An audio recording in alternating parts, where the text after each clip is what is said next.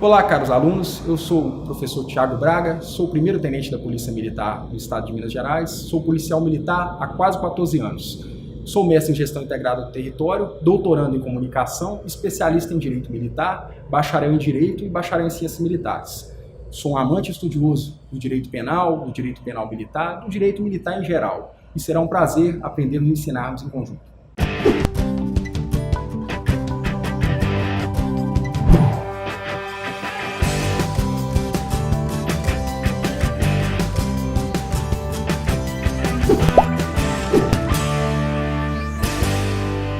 Caros alunos, estamos aqui para tratar do módulo de tópicos sobre justiça militar e processo penal militar. Eu sou o professor Thiago Braga e estamos iniciando agora. Esse módulo ele terá uma divisão em 2 vídeos e o primeiro vídeo nós vamos iniciar tratando mais da justiça militar, depois fazendo uma visão en passant, mas sem perder nada, sem nenhum detrimento da profundidade necessária para tratar do processo penal militar. Aqui estão algumas leituras rápidas que depois os alunos podem exercer em casa. Jorge César de Assis, que é membro do Ministério Público Militar, o Ministério Público Militar ele é um das dimensões que nós temos. Nós temos o Ministério Público Federal, o Ministério Público do Trabalho e temos ali o Ministério Público Militar também. Bom, diferentemente da estrutura dos estados, né, que o Ministério Público Estadual, dali pega-se um membro que vai participar na vara especializada ou no Tribunal de Justiça Militar nas auditorias que temos nas primeiras instâncias.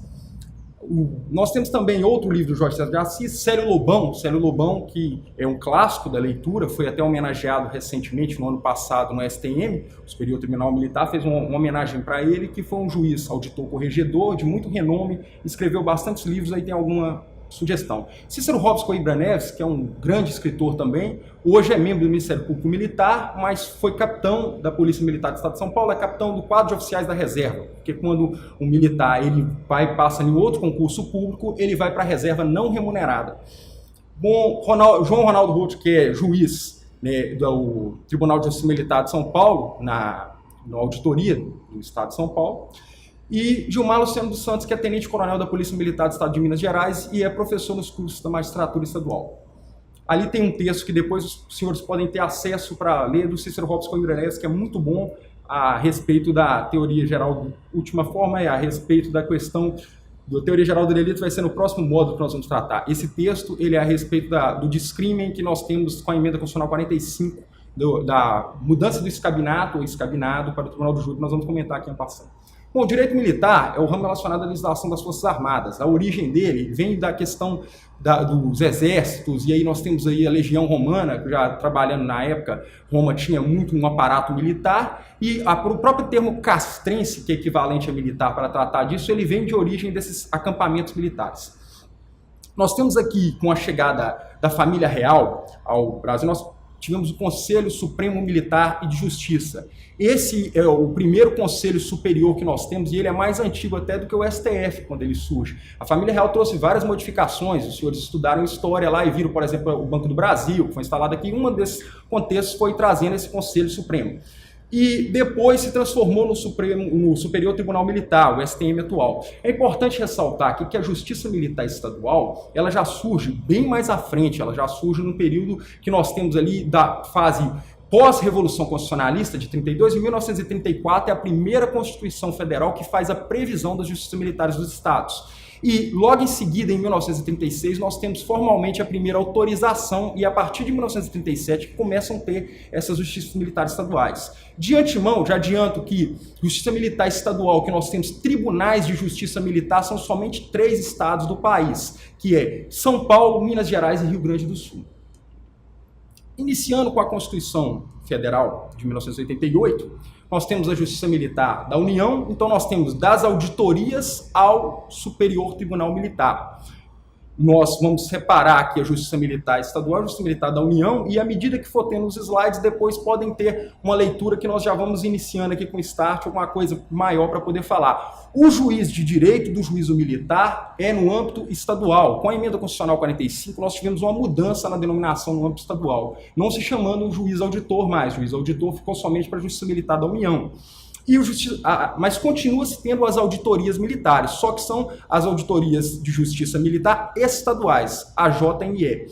diferentemente das auditorias no âmbito federal, no âmbito da estrutura do STM, e a nossa divisão, que nós temos, onde tem o Tribunal de Justiça Militar, a segunda instância vai ser o Tribunal de Justiça Militar nos estados, diferentemente de onde eu não tenho esse Tribunal de Justiça Militar. Então, tirando os 3 estados de São Paulo, Minas Gerais e Rio Grande do Sul, a segunda instância da Justiça Militar vai ser o próprio TJ, o próprio Tribunal de Justiça. Isso no âmbito da Justiça Militar Estadual.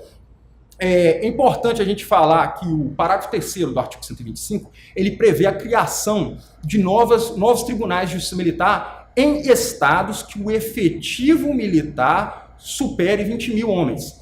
É importante a gente tratar sobre isso, porque o efetivo for superior a 20 mil, ele é o efetivo militar, então ele pega tanto as polícias militares quanto os corpos de bombeiros militares. Então, além desses 3 que eu citei, tem vários outros estados que teriam nessa condição, a Bahia, o Rio de Janeiro, porém, não foi ainda fundado porque isso é de iniciativa do Tribunal de Justiça.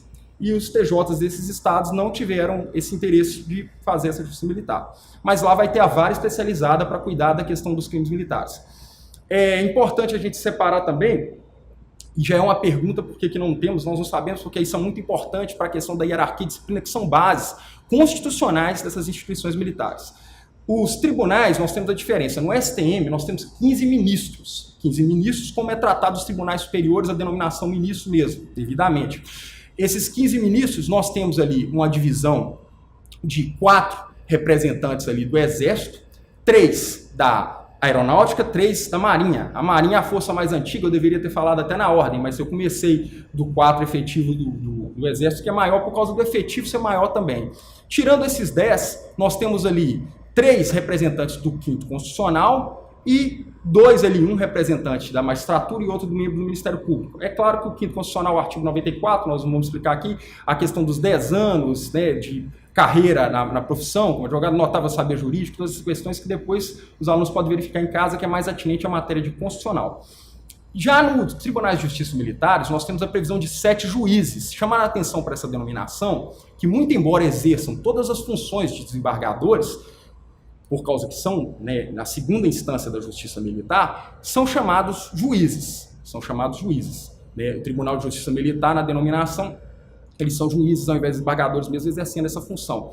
Esses 7 juízes, o Estado vai ter na sua legislação, no Estado de Minas, ali complementar 59, que é de 2001, ela teve as suas alterações também, e lá ela tem a previsão de 3 juízes militares do último posto, eu esqueci de mencionar isso com relação ao STM, mas esses juízes que provieram do Exército, eles são todos do último posto. O último posto, nós estamos tratando de generais no Exército. Nas polícias militares e nos corpos de bombeiros militares, nós só temos até coronel, a hierarquia. A hierarquia também, no nosso tempo rápido, não dá para explicar aqui, mas posteriormente nós podemos ter uma aula e explicar em cada uma dessas, tem até as equivalências. Né?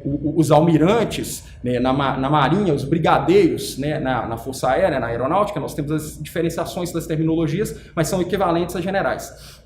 Então, desses são 3 juízes que provieram do último posto, coronéis, né, do último posto da Polícia Militar, eles continuam na ativa, é interessante que isso, toda a normatização ela traz, por exemplo, a Lei 14.310 de 2002, que dispõe do Código de Ética e Disciplina dos Militares do Estado de Minas Gerais, ela já vai lá e observa que não se aplica aos coronéis juízes militares a nossa legislação. Por quê? Porque eles são coronéis da ativa, e quando fala lá que se aplica aos militares da ativa e alguns dispositivos aos militares da reserva remunerada, se não fizesse essa ressalva, daria a entender que se aplicaria. E não, porque por ser membro da magistratura, tem as normatizações próprias como magistrado. Bom, desses 3 juízes que vieram do último posto da Polícia Militar, temos mais um que vinha do Corpo de Bombeiro Militar, e aí nós temos a regra também do 5º Constitucional, um representante do Ministério Público e um representante da Advocacia, né, um membro com também os 10 anos, notável saber jurídico, da forma que foi falado, 10 anos de carreira, um membro do Ministério Público, e um só dos juízes que provieram das auditorias de justiça militar, que foram de carreira, que foram, né, na antiguidade, merecimento dos critérios, tomando posse. Bom, a regra do artigo 94 já tinha explicado ali en passant, que é o propósito, e aqui nós temos a estrutura, a Lei Orgânica da Justiça Militar no âmbito da União, a 8457, e aí os senhores vão ver que nós temos ali os juízes auditores, os juízes auditores substitutos e se assemelha, né, como qualquer estrutura federal, você tem o juiz federal e você tem o juiz federal substituto, né, a mesma semelhança aqui também, o juiz auditor substituto, e você tem os conselhos de justiça. Vamos explicar, mas tem diferenciações entre os conselhos de justiça no âmbito da Justiça Militar da União e no âmbito da Justiça Militar Estadual. Quem preside esse conselho, né, algumas questões, mas a estrutura é basicamente a mesma. Mas nós vamos tratar isso mais à frente. Bom, aqui é só um slide para os senhores perceberem das 12 circunscrições judiciárias militares, que algumas têm mais de uma auditoria, né, outras têm somente uma auditoria, o caso da 4ª que nós temos aqui de Minas Gerais. Então, é só para depois pegarem na Lei Orgânica da Justiça Militar e dar uma pincelada de leitura que é importante para fins de concurso, para fins de conhecimento. É claro que se for fazer concursos voltados para a Defensoria Pública da União, se for fazer concurso para o Ministério Público Militar, se for para essa área, né, no âmbito da Justiça Militar da União, no âmbito da Justiça Militar Estadual, se for fazer provas para curso de formação de oficiais e tudo, seria mais voltada para a questão estadual. Bom, conselhos de justiça então. O Conselho de Justiça é muito importante a gente ressalvar aqui do início que o princípio que releva ele, claro que a gente vai ter aqui aspectos de juiz natural, obviamente, como qualquer outro, não pode ter tribunal de exceção no nosso país, mas um princípio que é específico dele é o princípio do juízo hierárquico. O que é isso? O princípio do juízo hierárquico é que aquele acusado que está sendo processado ali, ele deve ser julgado por pessoas superiores hierárquicas dele ou mais antigas que ele. Nós temos uma situação específica dos coronéis que poderiam acontecer, que a gente tem que discursar pelo fato de implicar a questão do juízo natural e sopesar no princípio o juízo de ponderação, que é o que a regra constitucional nos joga para poder fazer, para pensar em qual que seria essa ressalva. Eu vou comentar isso daqui a pouco, que é um assunto legal para raciocinar, mas seria mais no âmbito de uma prova oral ou numa prova, né, dissertativa.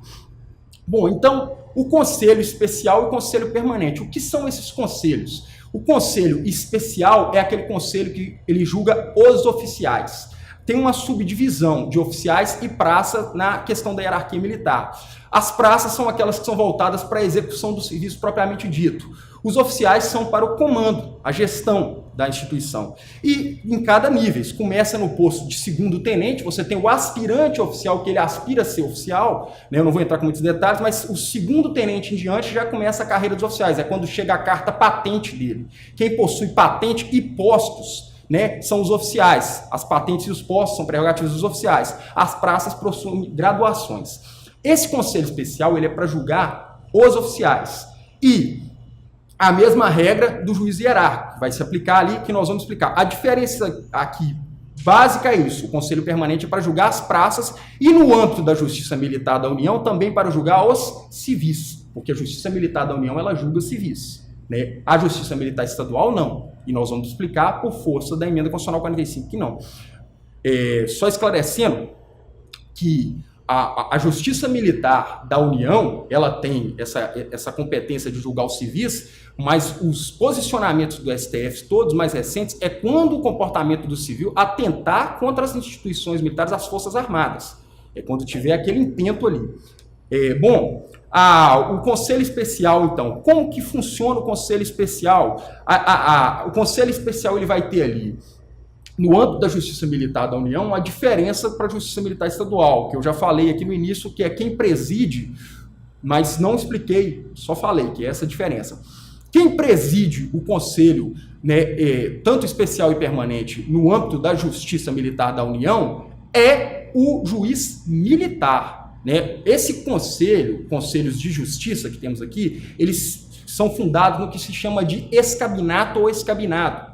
É o que Hélio Tornaghi chamava de juízo dos sabres e das togas. Os sabres, os combatentes que sabem da realidade, das dificuldades vivenciadas pelos militares, nas suas missões com muitos deveres, né? Claro que com os direitos para poder cumprir esses deveres, mas com muitos deveres, disponibilidade permanente, proibição de greve, proibição de sindicalização, essa série de questões que impõem uma missão do risco de enfrentar o perigo até com o sacrifício da própria vida. Esses sabres que estão ali conhecem dessa realidade, conciliado com o juízo das togas, que é representado pelo juiz auditor no âmbito da União e pelo juiz de direito do juiz militar no âmbito estadual.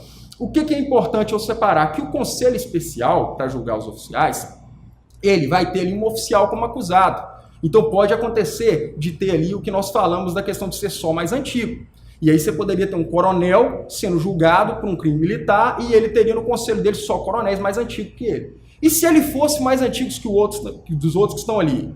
Célio Lobão, no livro dele, sugere uma interessante conciliação entre o princípio do juiz natural com o juiz hierárquico. Ele fala que poderia sortear entre os coronéis que estavam ali todos da ativa para poder julgar, e dali sairia um julgamento que, mesmo sendo mesmo não sendo mais antigos, são pelo menos pares, para não afetar diretamente a hierarquia, mas teria a questão do juiz natural. Bom, o Conselho Especial é relevante você saber também que ele serve para julgar um processo. Ele é formado hoje, ele vai acompanhar aquele processo até o final, até a leitura da sentença, até ser encerrado. O Conselho Permanente, ele é renovado a cada 3 meses. O Conselho Permanente é para julgar as praças. Então, por isso, o que se exige do Conselho Permanente é diferente. É se ter somente o presidente, no caso do âmbito da Justiça Militar da União, que é o presidente que vai ser o juiz militar. O juiz militar como oficial superior é os postos de major em diante. Major, tenente-coronel, coronel, generais. Ele vai estar ali presidindo na Justiça Militar da União e ele vai ser o único ali como oficial superior. Os demais membros ali podem ser no máximo até capitão.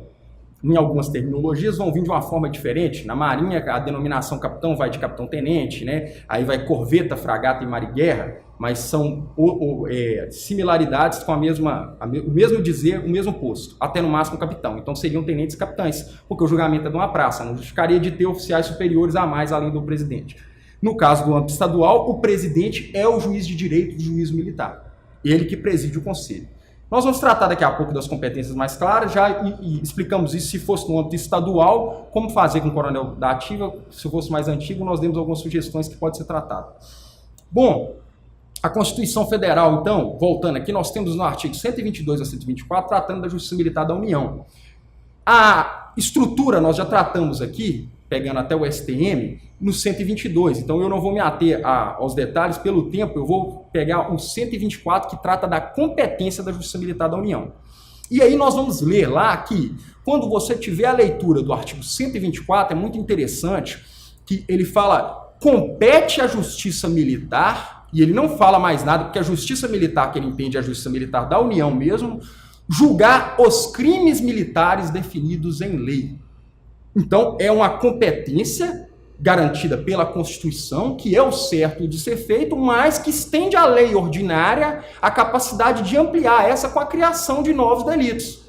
E isso é muito interessante porque quando a gente tratar dos tópicos sobre direito penal militar, no próximo, não na divisão desse mesmo módulo, mas no módulo final de direito penal militar, nós vamos estar tratando sobre isso, que o artigo 9º ele traz essa tipicidade que deve ser conjugada. Quando se trata da tipicidade direta, não vai ser necessário, mas na tipicidade direta eu tenho que conjugar com a situação. E nós tivemos uma mudança recente da Lei 13.491, de 2017, que é agora, de 16 de outubro deste ano que ela foi publicada. Temos 10 dias exatos dela. Isso é muito interessante, porque ali teve uma ampliação do rol dos crimes que podem ser militares. Nós vamos explicar isso no próximo módulo, mas só para poder ver. Então, o que a Justiça Militar da União ela julga? Ela julga os crimes militares definidos em lei. A competência é exclusivamente criminal. Exclusivamente criminal. Isso é uma coisa interessante para a gente tratar, porque a Justiça Militar Estadual já não vai ser essa competência exclusiva criminal. Então, é uma coisa muito relevante para realçar. Um outro detalhe que nós temos que já tratar de uma vez, antes de falar da Justiça Militar Estadual, é que todos os julgamentos da Justiça Militar da União são feitos pelos Conselhos de Justiça. Se for praças e civis, Conselho Permanente. Se for oficiais, Conselho Especial.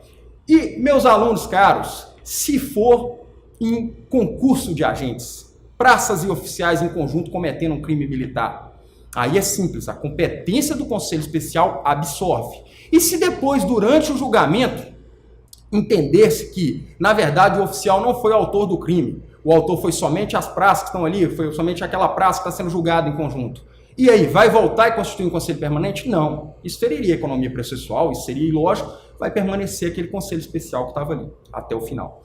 Bom, agora sim, nós entramos nos parágrafos 3º, 4º e 5º, que trata da Justiça Militar Estadual. Está no artigo 125, que fala da Justiça Comum no âmbito dos Estados. E aí, o que é relevante que no parágrafo 3º nós já tratamos, que por proposta do Tribunal de Justiça poderá ser criado o Tribunal de Justiça Militar em estados que têm efetivo militar superior a 20 mil. Mas, no parágrafo 4º, eu já começo com uma competência que ela já difere da Justiça Militar. No primeiro momento, ela parece que ela é idêntica à Justiça Militar da União, porque também compete à Justiça Militar dos Estados e do Distrito Federal julgar, a questão dos crimes militares definidos em lei. Mas tem uma ressalva. A ressalva é que compete processar e julgar os militares dos estados e do Distrito Federal. Os militares estaduais. E aí eu tenho que conjugar com o artigo 42 da Constituição Federal, que vai nos falar quem são esses, que nós já adiantamos, que é os militares das polícias militares e dos corpos de bombeiros militares. Então, a competência da Justiça Militar, ela está lá bem clara que é somente os militares estaduais. A Justiça Militar Estadual só julga militares estaduais, não julga civis. Ela pode julgar militar da reserva e reformado? Pode, nos casos que vai estar na questão do inciso 3º do artigo 9º do Código Penal Militar, que depois nós vamos tentar indicar leituras, que não vai dar tempo porque aqui são só tópicos. Mas, de qualquer forma, nós estamos à disposição para voltar sempre que os alunos precisarem para esclarecer qualquer tema. Mas o parágrafo 4º, ele traz uma outra competência. Então, a competência criminal está ali, mas ele já traz uma diferença. Aqui nós não temos só ratione matéria, como nós temos na Justiça Militar da União, nós temos também ratione persona. Eu só posso julgar os militares dos estados. A Justiça Militar Estadual, ela tem essas duas questões. E uma coisa que é importante realçar é que a Justiça Militar Estadual, ela tem uma competência civil, que a Justiça Militar da União não tem, que só tem competência criminal, porque as ações contra atos disciplinares militares são de competência da Justiça Militar Estadual. Então, uma ação contra uma punição que foi de um servidor militar da Justiça Militar Estadual, servidor militar, somente os militares, essas ações contra a questão disciplinar, elas vão para a Justiça Militar Estadual. É uma competência civil, que também não é o foco de tratar aqui, mas é importante você saber disso para fins de prova. Uma discussão interessante sobre discrime lógico, à frente nós vamos tentar discutir isso aqui um pouco, mas é interessante a gente pegar e separar, porque o parágrafo 5º, ele vai falar que compete aos juízes singulares, o juiz de direito e o juiz militar, julgar singularmente os crimes contra as vítimas civis. Então, quando a vítima for civil, na Justiça Militar Estadual, aí o julgamento vai ser pelo juiz singular. Qual que é a visão de discrime lógico? Cícero Robson Ibra Neves, que hoje é membro do Ministério Público Militar, trata isso muito bem no artigo dele, que foi indicado aí nas leituras para vocês. Eu sugiro que leiam mesmo, meus alunos. É muito importante, porque nós pegamos um escabinato que eu tenho os sabres e as togas, quem entende da realidade, quem vivencia os problemas daqueles militares, juntamente com o juiz que entende da técnica jurídica, que entende das regras, que entende ali claramente sobre o direito, que está ali junto, para ter um julgamento em conselho e eu substituo por um julgamento singular. A lógica disso tende a parecer um discrime ilógico, porque uma maioria teria, buscando a verdade real ali, teria menores condições de buscar a verdade real. Isso decorre de tempos atrás, logo quando teve a mudança da Lei 9299, que nós vamos falar de 96, de aspectos que teve precedentes voltados para violências policiais, em casos específicos que foram bem mediatizados à época, Carandiru, Chacina da Candelária, aí teve essa mudança. Depois nós tivemos o caso da favela naval, mas foi depois essa mudança em 96. Quando a emenda constitucional 45, que é de 2004, faz isso, se reporta a essas questões. Mas a gente sabe muito bem que o cuidado, o zelo e às vezes os julgamentos da Justiça Militar são até mais exigentes, para não falar severo, porque é de acordo com a regra técnica que está ali, do que da Justiça Comum.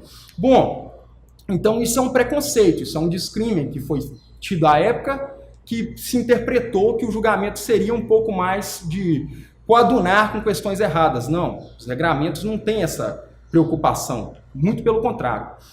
A discussão dessa súmula 673, isso é importante para depois, vocês verem que é sobre a diferença entre competência e vitaliciedade, porque fala sobre a competência do Tribunal de Justiça Militar julgar a questão da perda da graduação das praças e postos oficiais. Mas para o caso dos postos oficiais, isso aí sim é um regramento que está ligado à vitaliciedade, porque o oficial só perderá o posto pelo julgamento no Tribunal de Justiça Militar. Porque o que está previsto nos parágrafos do artigo 142 a esse respeito se aplica também aos militares no artigo 42.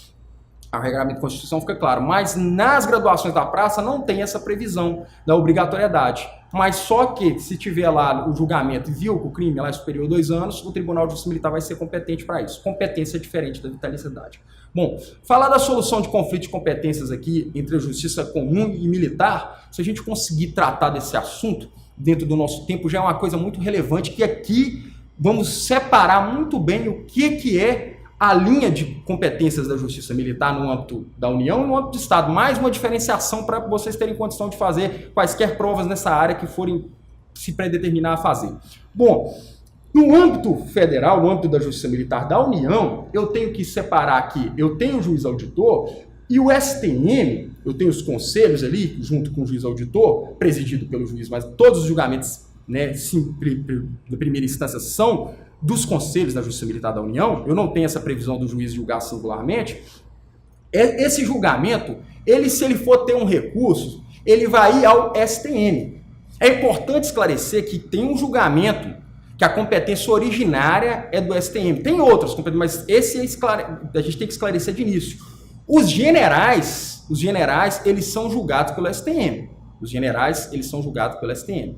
Isso era uma questão que, se tivesse a previsão de, nos tribunais de justiça militares dos estados, julgar os coronéis da ativa, não precisava de fazer aquela lógica que a gente tinha tratado aqui da regra, né, de como que faria para poder julgar um coronel mais antigo, né? É essa questão, se ele fosse da ativa, né? Porque na interpretação é que o coronel da ativa, ele assume as funções, e principalmente para questões funcionais, ele teria uma antiguidade ali em relação da reserva.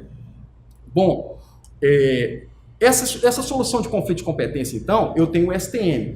Se eu tiver um conflito entre a Justiça Federal, por exemplo, um juiz federal e o Conselho de Justiça Militar ali, um conselho especial ou permanente, no âmbito da União, esse conflito, como que ele vai ser solucionado? Eu tenho que buscar o Tribunal Ascendente Comum. Então, se eu for subir no TRF, eu vou ter direto. Isso é uma problemática que o STM, ele não tem tribunais regionais. Ele é um tribunal superior que acumula essa questão dos tribunais regionais também. Mas eu não tenho ali ainda o ascendente comum. Sobe novamente, eu tenho o STJ do lado da Justiça Federal e do lado da Justiça Militar da União, eu tenho o STM. Não tem relação hierárquica entre o Superior Tribunal de Justiça e o Superior Tribunal Militar. Então, esse conflito vai ter que ser solucionado pelo Supremo Tribunal Federal. Porém, se essa situação se der no âmbito, né, da Justiça Militar Estadual com relação à Justiça Comum, eu tenho a situação de, por exemplo, um crime militar, que um militar cometeu uma lesão corporal contra um civil, que aí vai ser o juiz singular, porque na Justiça Militar Estadual, como a gente esclareceu aqui, no parágrafo 5º do artigo 125, tem lá a previsão do juiz julgar singularmente, contra a vítima for civil. Eu vou buscar o ascendente comum. Quem que é o próximo, né? É o Tribunal de Justiça Militar. Mas em relação ao juiz da vara criminal, quem que é o próximo? É o Tribunal de Justiça.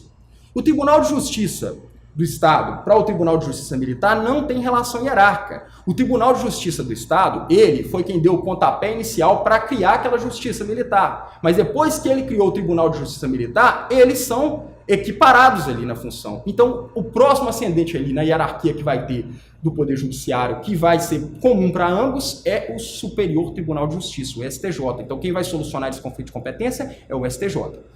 Bom, encerrando aqui, tem alguns dispositivos do que nós falamos aqui, nós já adiantamos, depois os senhores podem ler cada um aqui, os parágrafos do artigo 125, 124 ali em cima, competência do 124 da Justiça Militar da União, competência do 125 nos seus parágrafos 3º, 4º e 5º, na verdade a competência é no 4º e 5º da Justiça Militar Estadual, e no parágrafo 3º a previsão quando o efetivo militar for superior a 20 mil integrantes. Bom, eu ia tratar aqui sobre os esvaziamentos das competências. É importante só ver que o STF, como eu já tinha falado, tem se posicionado que os julgamentos civis tem que ser uma exceção. E nós teríamos vários comentários para fazer aqui, mas eu deixei para vocês aí de presente, né? A arguição de descumprimento de preceito fundamental, o artigo, número de 291 sobre o artigo 235, né, do Código Penal Militar, que ela vai lá e tratava da questão do antigo nome iuris de crime de pederastia ou outros atos de libidinagem. Entenderam que esse crime, esse termo pederastia, ele tinha uma visão incompatível com a Constituição Federal atual, e por isso o STF entendeu parcialmente procedente o pedido da Procuradoria-Geral da República sobre essa questão do nome iuris, e também na parte que falava a questão do ato homoafetivo ou não, homossexual ou não, que estava na terminologia, mas permaneceu sendo crime a prática de atos libidinosos dentro dos lugares sujeitos à administração militar. Bom, alunos, eu queria continuar tratando de mais assuntos, nós vamos voltar daqui a pouco nesse intervalo, e para nós é uma satisfação enorme, mas nós estamos selecionando aqui o que é mais relevante para vocês terem dificuldade de estudar em casa. A gente volta daqui a pouco.